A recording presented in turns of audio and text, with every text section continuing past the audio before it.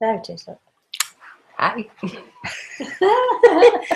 Well, I've been talking for the last 5 minutes and I wasn't on air, so we're going to have to do that whole thing all over again. But we are on air now, right? I thought it wasn't. We weren't on air because it wasn't the little red button. But the thing is that Carolyn, who usually sits on the sofa with me, is sick, and so she's made her sit opposite me because I don't want to catch whatever she's got, whatever that might be. I don't want it. Not a nice person, you see, after all. Anyway, so good morning. As usual, we have my spirit guide Gregor, who is to my right side. Sitting to my farther right side is my sister Madeline, joining us again. Good morning, everyone. Good morning. Say good morning to Madeline. Yes, she's here, but she's actually reading until anybody actually says anything that she finds of interest. She's actually sitting here reading a book, which is Women of the Apache Nation, which she's just, I don't know where you found it from, out of the bookcase somewhere. So she's having a little read of that. She's sort of half paying attention to us. What can I say? And so opposite us, as I've said, my poor Carolyn, who's sick again. Say good morning, Carolyn. Good morning, Carolyn. And so, all right. So here we are once again. We're ready for your questions. And all right. Something was brought to my attention yesterday by Carolyn, in fact, and it's a bit of a furore about, now who is it, Carolyn? Help me out. Harry Weinstein. Harry Weinstein, who is a producer of movies and in Hollywood and so on and so forth. Now, you know, lots of things are said about lots of people. Some are true and some are not necessarily true. So I am not saying that you know, I'm not judging. I don't know if he's guilty or not guilty. All I know is that there are lots of people coming forward. And so it started up a conversation about abuse in the workplace and abuse of women, sexual abuse in the workplace. And there's this big thing now, this hashtag, what is it? Hashtag Metoo, if you have ever been abused in the workplace. And so those of you who have been on Facebook, my Facebook recently will see I hashtagged Metoo, because I think, you know, it still goes on today, much more prevalent than anybody would actually like to think that it does. Now, years and years ago, you know, nobody talked about it, and poor women, you know, had to suffer. Not just women, because men can be abused too, and women can be abusive to men in the workplace. So it's not just a, you know, men against women thing. Although excuse me, I think it's more prevalent with abuse of women than it is of men, but it does happen that men can be abused as well. But yes, it happened to me. I know it's happened to a lot of people. We've been getting quite a few emails from people. You know, it sounds like, well, you know, what's the big deal? Well, it is a big deal, because in my case, certainly, it's happened to me probably 3 or 4 times, maybe 5 times in different situations with different people. People will say, and especially if a woman has had that experience a few times, people will say, oh, well, then she must be doing something to encourage this behavior from men, and that's not true at all. And for those of you who've had that said to you, well, you must have encouraged it in some way. Shame on those of you who think that. Shame on those of you who think that women of good moral standing and who trying to do their best and trying to, you know, having to work because they need money, having to work because, you know, they have to feed their families, because in my case, certainly there was nobody else to feed my family. There was nobody else to feed my daughter. It was me and only me. And so, you know, shame on those people who might have thought, well, you know, she must have done something to encourage this, because I can assure you that I did not ever do anything not knowingly anything to encourage men to think that way. But I will tell you one of the instances, which was an awful instance, because my daughter was probably 10 or 11 years old at the time, and I desperately needed to work, and I needed to work when she was at school. So the options for getting a job when you're, because I couldn't afford a babysitter. In the village that I lived in, there were no nurseries or no, you know, there's no way you could send your child, especially at that age, maybe if she was a baby, but not at that age. So, you know, I had to work, but I had to fit my hours into school hours. So therefore you're limited with the jobs that you can do. So I actually worked in a pub, and I will not name the pub, but I will name the village, which is, I lived in Epworth. I mean, those of you who've read my books will know I lived in the village of Epworth in South Yorkshire. For many years, it's where my daughter grew up, and she went to school and so on.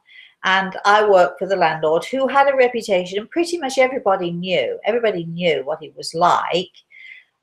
He made my life, I'm going to say, a living hell. I needed the money, I needed the job. It was okay when his wife was around, it was sort of okay. But when his wife was not around, it was a nightmare. It was just a nightmare, because he would sort of attack me whenever and wherever he could. And I would ask sometimes some of the people who came into the pub, I would ask them if they would just stay behind and make sure that I was safe going home. And I became so nervous about the whole thing. In fact, we had, you know, the cricket club in Epworth, and they'd often have matches with other cricket teams, and they'd all come into the pub. And I was very aware that standing behind the bar, in those days, certainly barmaids had, you know, a reputation, whether they deserved it or not. They, you know, they were considered to be easy prey, again, whether they deserved it or not. And my way of dealing with it was to just, I mean, I was asked out many times, sometimes by married men who just wanted a little bit of fun, so they said, or, you know, and sometimes by men who were single. But I just made a rule that I would never, ever go out with anyone. I had a daughter 10 years old anyway. I was not going through a divorce. I was not interested in, you know, another man or another relationship or anything like that. And I was certainly not interested, no matter how many times women would invite me, you know, come to this party, we all throw our keys in and all, you know, all the stories of that kind of thing. And I never did anything like that. And I earned the nickname of the Ice Maiden. They call me the Ice Maiden, which in some ways was a good thing, but in some ways was a bad thing, because very often people, men particularly, would see that as a challenge. And so they'd come after me because I was a challenge to them. I had many a hair-raising and horrible situation, and particularly from the landlord, who used to, every week when he gave me my pay, you know, money, cash in hand money it was, and every single week I'd go to reach for it and he'd take it away from me, and he'd make some rude and lewd and disgusting remark about, you know, if you do this for me, you can have this money, which I'd already earned, and so on. So I had to deal with that every single week. And, you know, this is not going to sound very nice. It's going to sound very crude. I can't believe I'm actually going to talk about it on air, but standing washing up the glasses and the beer glasses, or wiping down the bar and having a beer bottle pushed between your legs, is not fun at all. So please, all of you out there who've never had these experiences, when a woman tells you, you know, that this is happening, or even if a man has been abused, if somebody's been abused, please don't laugh it off, or don't think, well, they must have done something. You know, listen, be sympathetic, be empathetic. I'm fine about it because I'm a strong person, and I just see all of those people, and it was never taken to lengths where I was actually in serious danger. A little bit of danger sometimes, but there was never a question of raping or anything like that, because as I say, I'm tough to deal with, and I was able to manage it. But it was such an unpleasant thing to do, to have to go to work every day knowing full well that you'd have to deal with this, and also knowing you didn't have a choice, because my choice was feed my daughter or deal with this stuff, and you know, or not feed my daughter rather, and etc., etc. All right. So for all of you out there who have been abused, man or woman, please don't be afraid to stand up and say that this has happened to you. It's a very cleansing thing for you to do anyway. And a lot of people, even if it's 20 years ago or 30 years ago, there's still people who are suffering. And in fact, we have had an email. Did we have permission to use this email? We've had an email which I'd like, who are you, Carolyn? I'd like Carolyn to read out. it's a story about someone's mother. Do you want to just? Sure. Do you mind though could you finish the rest of that story that you told me yesterday about how you eventually had to leave and what happened, the other door that opened? Well, I think that's important for women to know that sometimes you have to go. Okay, so all right, so very briefly then, I don't want to take up the whole hour with my woebegone tales, because they're really not woebegone to me anymore. But there was a situation in this particular pub. I had to go upstairs because I used to cook in the pub, and I used to do, help do the lunches and all the rest of it. So I had to go upstairs to the family kitchen. And the staircase leading up to the family area was very, very narrow, walls on either side. So, you're sort of very narrow. And anyway, and there was a little landing at the top, which was also very narrow. So I knew that the landlady had left for the afternoon. And so panic. I'd left my bag upstairs. So I ran up the stairs, grabbed my bag, came back to go down the stairs. And there he was, this awful man, awful, nasty man. I can't say that enough. He was waiting on the landing. And as I came on this little area of stairs, he grabbed me and in a big, bear hug. And my arms were pinned like this. And he grabbed me and he was saying foul things to me and trying to kiss me and all that sort of thing. And I was struggling on the landing, and I managed, actually, somehow or another, I managed to push him. And there was a bathroom behind him. The door to the bathroom was open, and there was a step down, and he stumbled on the step and he crashed down into the bathroom. I ran down those stairs so fast I cannot pick it. My heart was racing, pounding, and I get almost to the bottom of the stairs, and he calls my name, and your instinct is to look. Your instinct is to just turn around and look. And there he stood at the top of the stairs with everything on display. I won't go into any more detail, but everything was on display. And he was saying things to me, really awful things to me, and I knew I could never go back there. I was so frightened. And I ran out, and I ran to a friend and just broke down and cried and all of that stuff that we women do. And I refused to go back to the pub, and I was so frantic because how am I going to pay the bills? How am I going to feed Samantha, etc. And 2 days later, I had a call from a wine bar actually in the village saying, we've heard that you've left the pub. I won't say which pub it is. We've heard you've left the pub, and we'd love it if you'd come and work for us because you've got a reputation of being really great at what you do, and we know that you help with the food, and we'd love to have you come here. And a new job fell into my lap, and I was only without pay for 2 days. It doesn't happen like that for everyone, but literally when one door opens, when one door closes, another does open. And for those of you who are going through this right now, because I'm sure there are many of you going through this right now, who you don't know what to do and you're struggling, be brave. Just be brave. Go and tell someone, report it. If people laugh at you or you're embarrassed to do it, don't be embarrassed.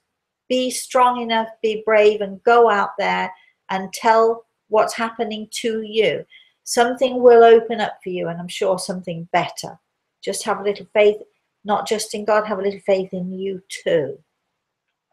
So that's Great. I'm done now. Yeah. That's me done. So let's have some questions. So okay, this is from Eric.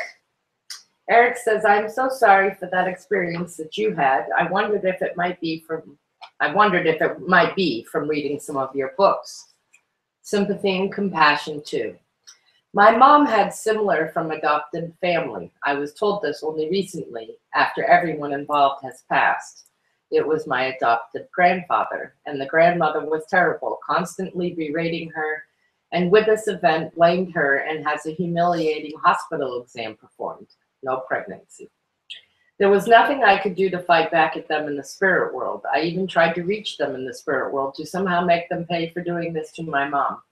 I finally realized that that was not the thing to do and give it to God's great plan. My elderly mom suffers from dementia now and has fixated on much of these childhood traumas. No matter what I say, she will not hear or listen to me or my advice. Is there anything I can do to help her? You know, Eric, it's a very sad story, because as I've said, abuse lingers with people and it affects people's lives, and it can destroy a person's faith in themselves, because it's just a horrible thing that we have to go through. I have to tell you that the abuse from my family, which is certainly called abuse today, but in those days when I was a kid, I mean that it was just so normal in the neighborhood. I have to tell you, just normal way of going on. We never considered it to be abuse, but mine was never a sexual thing in my family. It was just simply the way people were, and I'm sure that my father and my mother never considered that they were abusing us. I mean, they were brought up that way, and they brought us up the same way. So all you can do, Eric, and all of you can do, those of you who are still suffering, is you know, Eric, this is your mother's issue, and I'm sure that when it's her time to go, she'll be helped to heal from this. All you can do is to love her, be gentle with her. She's got dementia, darling. Nothing else that you can do but just show her that she is loved now in a way that she should be loved and ought to have been loved in her life previously. Okay, let's have some. Do we have anybody live on there? Anybody wanting a question? Or we don't just have to talk about this subject. You can talk about any subject and any question that you like on any issue. Let's say hello to a few people. Karen and her mother are here, and Dean. Hi, Karen. Hi. We've got Sarah. Hi, LJ. Sarah from Chicago. She's still reading. It's a jolly good book. And we've got Joyce. I'm gonna put the camera on you now. Sorry. Go ahead. Joyce from Homestead. Sarah from Chicago. Good old brother Nate's with us. Nate has a question. Yes. In the spirit world, is there an awareness of the tremendous earth changes which our earth is about to be transitioned to, and how soon will it occur?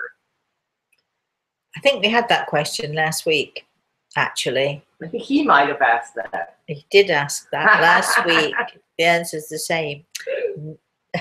Brother Nate, you got to think of another question here. Because, first of all, the spirit world is pretty much aware of everything that's going on. There are always changes going on with the earth, with the universe. Are the spirit world aware of it? Yes. When will these changes happen? Every day. Let's move on now to another question.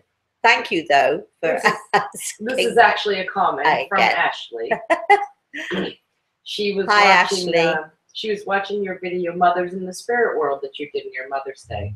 And she said, I lost my mother on the 22nd of June this year, and this video has helped me find closure. Thank you so much. Oh, Ashley, that's very good. Thank you. Thank you. Thank you for letting us know that.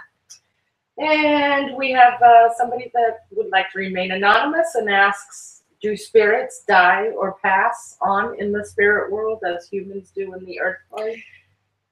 That's a great question, Anonymous, and don't know why you want to remain anonymous. Thank you very much for asking the question. That's a very good question. We evolve, we grow and we evolve, and then, at a certain point as we evolve, then there are other choices for us to make. It makes it a very interesting subject. I don't know what all of those choices are. I know what some of them might be, but I don't know what all of them are. But we do evolve. We talk about death, people dying here on earth. It's only our word for our evolving and moving on. But there is no such thing as death and dying. We're just evolving and moving forward and continuing with our lives. So that might be helpful to know that. Okay. Karen and her mom would like to know if Madeline got a haircut. Hi, LJ. Would you put that book down, please? You can read it later. Like, what is? I mean, here we are. We've got all these people watching. They're going to be watching, and they're interested in you. And there you are reading a book. So. They are. Could you all write in? Let me know if you're interested in Madeline and what she has to say. and what you think of the haircut. And yes, do you want to talk about the haircut for a minute? Well, I went to the best hairdressers in town, let me tell you. Well, But it best, didn't best cost- hairdresser ever. It didn't cost me a cent because my sister here did it for me. Yes, I'm a cutter of hair. I knit. I cook. You sew. I'm a Renaissance woman. I sew even. You Not write. anymore. I write. I do all sorts of things. But you don't go in the sea anymore. I don't go in the sea anymore. No, I don't. Well, I did go in the sea the other day, and I actually did dunk in the sea. Then I got out again because there were two little girls behind me, and they were saying that something was nibbling at them. And then I felt something nibbling at my toe, and I got the heck out of the way then. And it was one of these little fishes sort of suckling on my toe. One of the little girls actually told me that what the fish do is they nibble around your feet because they like to nibble the dead skin off of your feet, which is actually true. It is actually true. But anyway, Goes lovely with your I really rather not do that. Anyway, next, can we get serious for a minute here? Yes, we've got a couple of great questions. Yeah, go ahead. Sarah asks, do you think putting pets out of pain with euthanasia messes with the animal's plan, or is it best for them? Do you think people should be allowed to use it the same way when terminally ill? There's a few questions in there. I'm going to give you my opinion, but it's only my opinion, and it's not anything that, I'm going to say, it's not anything that I've sort of that Greg would say necessarily. I don't know of his opinions. I think we have to take each case as it comes along. I don't agree with euthanasia for animals or people just, at the first signs of an issue. Certainly not. But I have had to put down or euthanize 2 or 3 animals of my puppies, and I can tell you I would rather do that than see them suffer. But they did get to the point where, they're more in pain, and I just couldn't let that happen. With the last puppy I did this to, Feather, it was difficult because she was old and she slept most of the time, and she would sleep and she would pee and sleep, and she just was very disoriented. I can't tell you that she was in pain, but I can tell you that she didn't know where she was most of the time. And it got to the point where either we needed to give her more medication, or do something about it. And I decided that, she'd have to be put to sleep. Do I believe in euthanasia for people? I think that everyone should have a choice. Does it mess with the equilibrium? You can't actually die before it's your time. So, and I think that's applicable to animals as well as to people. So if it's not your time, whatever you try and do, whether you try to take your own life or whatever, something will stop you. There'll be something that puts you on hold or pauses you. But if it's your time and it's okay for you to go, and heaven is ready for you and God is ready for you, then I think that it will work out perfectly. I think there are certain times when people should not be made to suffer. We wouldn't allow animals to suffer this way, but they should not be made to suffer. And if it is their wish to be euthanized, I think that we should follow that along. Do you want to say anything to that, Madeline? Do you have an opinion? I'm in total agreement with that. And as far as euthanasia for human beings, I think they should have the choice. But if the choice is not theirs to make, if they have something like dementia, then that's a difficult one, because you're then at the mercy of someone else. I think there's a difference between actually having euthanasia deliberately and the medical profession filling people with pills, putting them on life support, when the natural progression and the natural order before we had any of these things would be that person would die in a very natural and easy way. So do I believe in prolonging life with medication? Only if that life is going to be a positive and good life. It depends on the quality of So, life. Doesn't exactly. It? So I think, you know, so I think that I can remember there was a time when, and Madeline, you remember this too, when our mother was ill and everybody said she was dying and what have you. And I came along, and when the family was in the family room, I went to talk to the nurses and then spoke to the doctor, and I said, whatever you're giving to my mother, you can stop it right now. They were giving her pills to make us medicine to make her sleep, but she was sleeping anyway, so why give her medicine to make her sleep? They were giving her medicine to stop her from throwing up. She wasn't throwing up. I'd been there a day with her and she wasn't throwing up. So I said to them, whatever you're giving her, you can stop it right now. And I had to sign a piece of paper, and my family didn't know that I was doing this, but sometimes somebody just has to take charge. And I'm a great advocate when, you know, when people are sick and in hospital, I'm a great advocate for lots of my patients. So I was being an advocate for my mother, and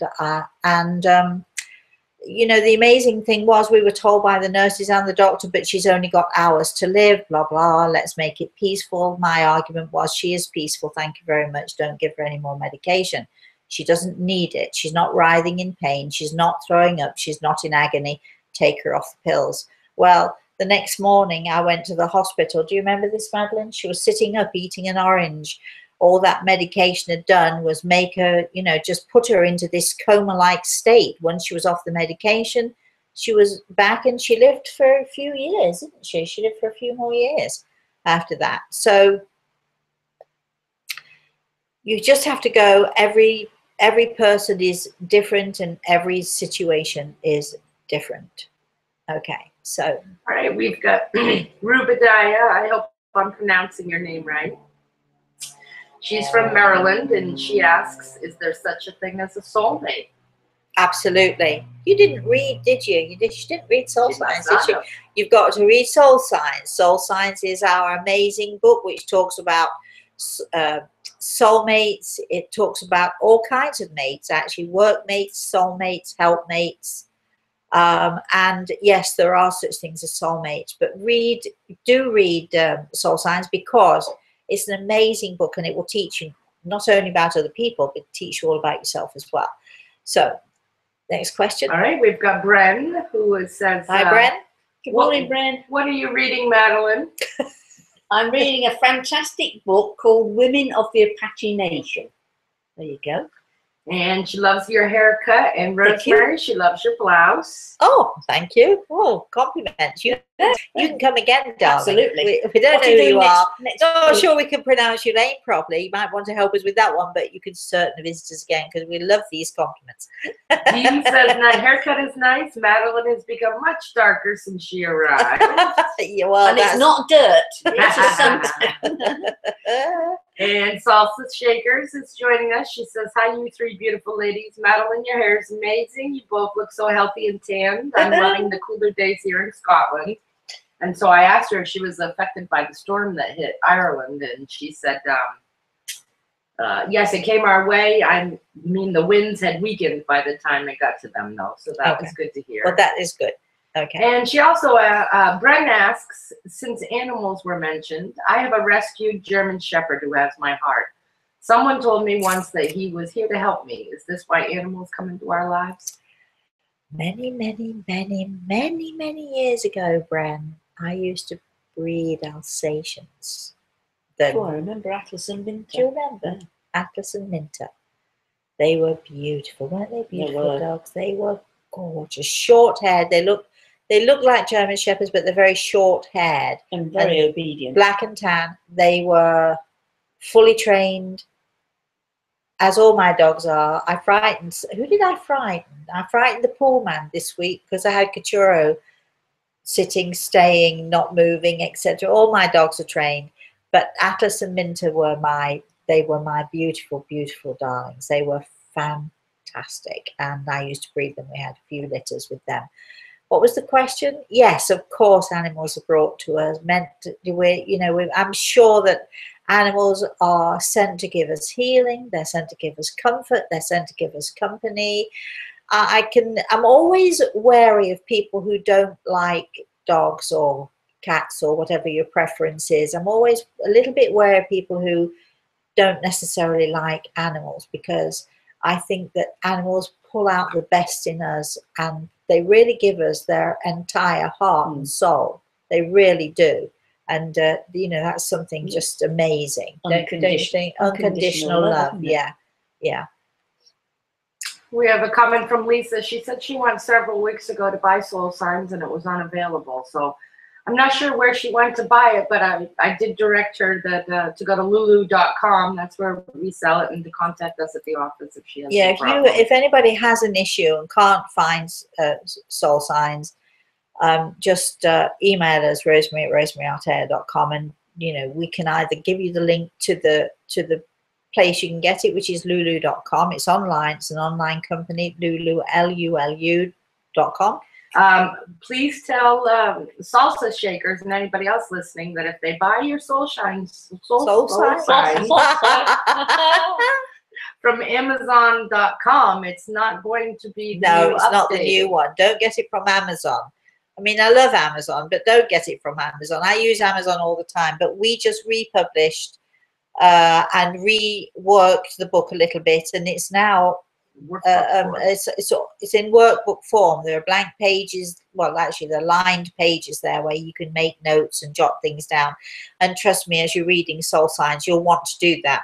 This is soul signs is actually Carolyn's very, very, very favorite book, right? Yes, of all time ever. I talk about it at least once a week. There you are. I So must get myself a copy. I love that the new book. one. your birthday's coming up. It's even helped my husband coaching softball. Oh, really? Yes. Really? Yes. Well, yes, Good. because you can see the character traits of I'm sure you can see the character traits of all of his players and the other coaches, and know which to put with which, and exactly. It gives you an understanding of people. I think it helps in, you know, it's so easy to judge. It's so easy to look at somebody and judge their attitude or judge the way they handle something, or it's so easy to say, well, if that were me, I would have done it this way or this way. Well, yes, but maybe, you know, maybe you're an earth sign and somebody else is a water sign, and so on and so forth. This is not astrology, by the way, to remind you all. But, you know, an earth sign will deal with things in a completely different way than a water sign or an air sign or definitely a fire sign. So, you know, it gives you so much understanding, and it stops you from judging, because you understand that the way a person will behave is because it is innate. These are the character traits of the soul that which obviously permeate through. These are the character traits that we are that are infused into us, and our upbringing and the way that we're brought up and the environment that we're brought up in either brings those character traits out more, or, you know, can suppress those character traits somewhat. But, you know, this is a book that stops you judging, and it stops you saying, well, if it were me, well, I wouldn't have done that. Well, no, I wouldn't have done that because I'm not a water sign, and so everybody can see how things work for themselves and how things work for other people. So it is the one book that I would say, if you need help or advice in any relationship across the board, no matter what it is, mother daughter, brother sister, sister sister, and all of that, if you or you know, husband, and all that, imagine in the workplace, boss, you know, employee, employer, employee, any relationship whatsoever. If you're having issues with any kind of relationship, this is the book for you to get, because it will help you to deal with things properly, and it will solve so many of the questions that you have been asking yourself. Okay. Nate says, been watching your videos on your fruitcake. Are you going to sell any? It is not a fruitcake, it's a Christmas cake. Well, he wants to know if you're selling any, because he would surely love to buy one. No. And he's not the first person to ask that, by the way. All right. The recipe is so simple. Honestly, it really is. and you know, you can easily follow it because it's just like a no-brainer. Plus we put it on video, so you can sort of stop and start the video, so stop and start and stop and start. But it's one of those recipes that if you follow the recipe, it comes out the same every year.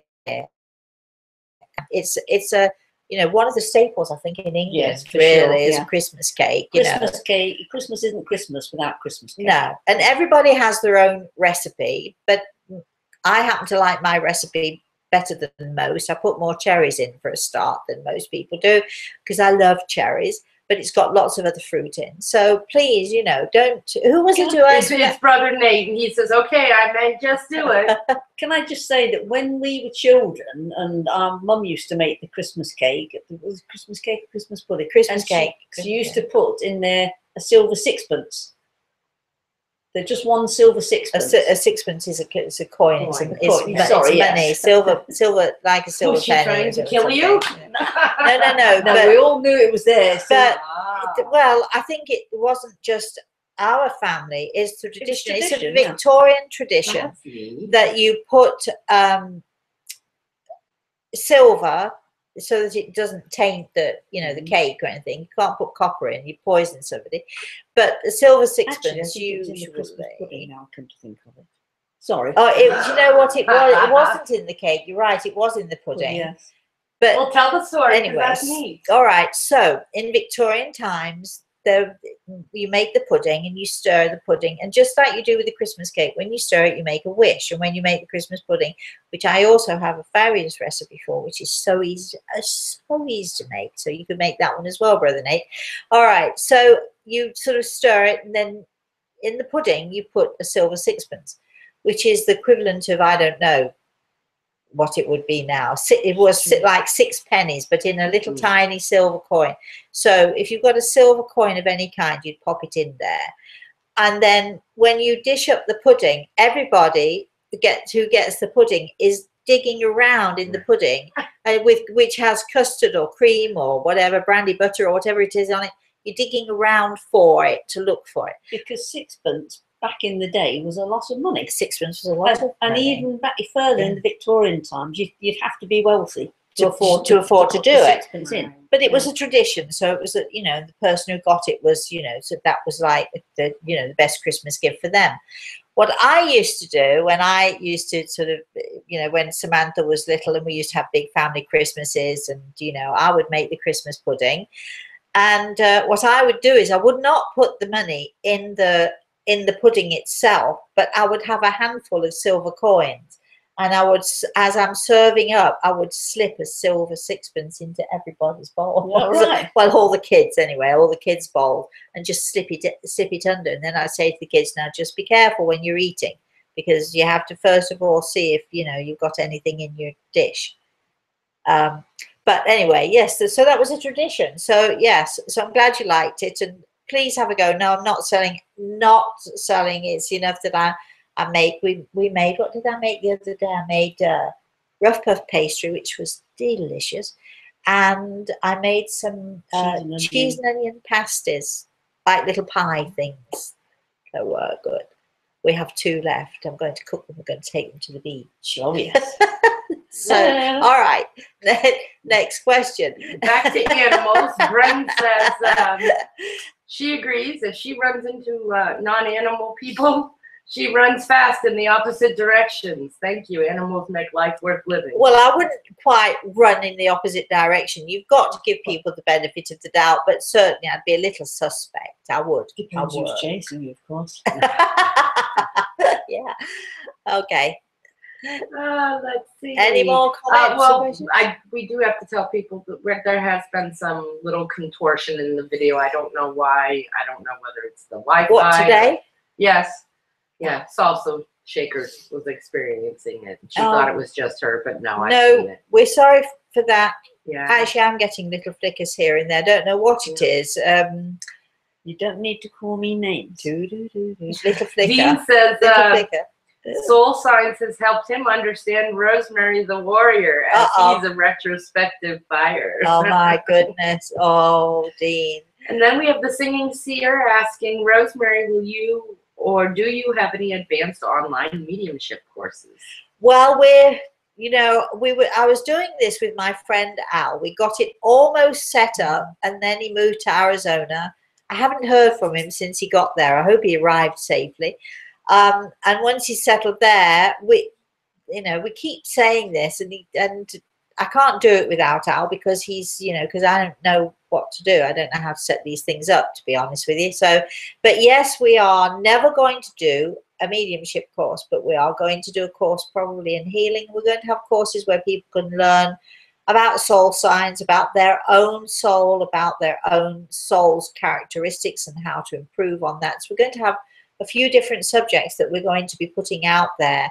As I say, we got it all set up, and then Al had to, earlier, he didn't anticipate having to go to Arizona until Christmas, but things happened, and he sold his house sooner than he thought, and then his wife got a job sooner than she thought, and so on and so forth. So they all had to scurry out there. But I'll be talking with him in the next few days, and we shall set something up. So just keep watching this space, okay? And so, anybody else got a comment? Or Madeline, would you like a comment? Because if not, I think we're going to close for the day. Do I have a story? I wonder if I have a story. You've always got a Well, story. Salsa Shaker says, I miss gorgeous Arizona. She used to live in Arizona. Yeah. And Oh, yeah, I love stories. Arizona too. I love Arizona. In fact, I'll tell you a story about Arizona. Would you like this story about Arizona? Okay. Just outside of Phoenix, and Salsa Shaker will know this, just outside of Phoenix, there is a place which is called the Apache Trail. Now, as Gregel is Apache, those of you who know him and know me know that my spirit guide is Apache. And so, of course, the first time I ever went to Arizona, what did I want to see first of all? Above and beyond anything else, I wanted to walk the Apache Trail. And I also wanted to go to this place just at the beginning of the Apache Trail. It's called Superstition Mountain. It's a huge, huge, huge, huge mountain. And the Apache, when the soldiers were after the Apache in all those centuries ago, the Apache used to hide in the Superstition Mountains, and they would hide in there, and unfortunately, eventually they were found, and they were not quite annihilated, but they were massacred. And so here I went to Superstition Mountain, and you can't. It's too high a mountain to walk up into, and it's too vast a mountain to have much of an experience of it. But what I did manage to do is I did walk so far up the mountain, and as I was up there, Gregor was with me, and it was a very spiritual moment for me, because it was something that I've wanted to do forever. You know how sometimes when you walk into a church and you just got that feeling and you want to whisper, because there's this incredible feeling of spiritual harmony, and the energy is just as it should be and in the right place, and you feel that that this is something special for you. So I was on the Superstition Mountain, and this was something special for me. And Gregor stood by my side, and all of a sudden the eagles started soaring overhead, and I was watching the eagles, and then I started hearing the drums. I was hearing drums playing, and I was seeing many, many, many, many, many, many Apache rising up, almost rising up out of the ground. You might say rising up from the dead, but I don't believe in dead, remember? So they were rising up out of the ground, and the music with the drums got louder and louder, and the people who were with me actually heard it too, which, was amazing. And a couple glimpsed that as the Apaches rose up out of the ground and the drums were playing, and it was almost like a welcome home, and they were welcoming Grey Eagle, and they were welcoming me. It was a very, very special moment, and I think Arizona does have that very special and beautiful energy. It was a place that I really wanted to live at one time, but my daughter likes New York, and Arizona is far too far away for me, and especially now with my grandson, can't be any more than a 3-hour flight away from my children. So, but it's a very special and a very beautiful place. All right, so Are we done, Carolyn? Almost. No, we've got two things. One, Ashley, who left you the message on the Mothers in the Spirit World video, is here. And she just said that you really helped her. Your channel has really helped her with the loss of her mom. Well, thank you, darling. And, you Helps know, her heal. that's what we're about, or that's what we try to be about, trying to help and to explain to people that, you know, there's nothing to be afraid of. Those people who we've loved and lost, you know, they never hurt us when they were here, and they're certainly not going to hurt us, you know, in the place that they're in now. And in fact, not only will they not hurt us, they do help us tremendously in our lives. And if we learn to listen to them, and that's going to be another topic that we're going to be looking at for our online courses, if we learn to listen to those in the spirit world, and we learn to understand the difference between what is our imagination, what is real, that can be very, very helpful to us. And we've got Sarah who asks, my child has a lot of questions after losing 3 grandparents in 6 months. Oh, wow. We talk about spirit world. Any ideas how to simplify for age 6? Oh, yes. Well, you know, my grandson is already talking to me. He's 4 years old, and he said to me the other day, Mosey, Mama tells me you see ghosts. I said, yes, I do, darling, but they're not really ghosts. They're people. And I explained that, you know, I don't believe in ghosts, but they're simply people. And so with your, you know, he's lost his grandparents, and you can just simply say to your, is it child, daughter, son, do we know? Son. Okay, so to your son, you can talk about them, as I did with my daughter. When Samantha was 6 years old, her silly grandpa died, and she was very close to her silly grandpa. And I used to talk about him as if he was here. I told her that he was in a place that we call heaven, and that he could watch us, and he could watch over us, and so on. And she used to see him.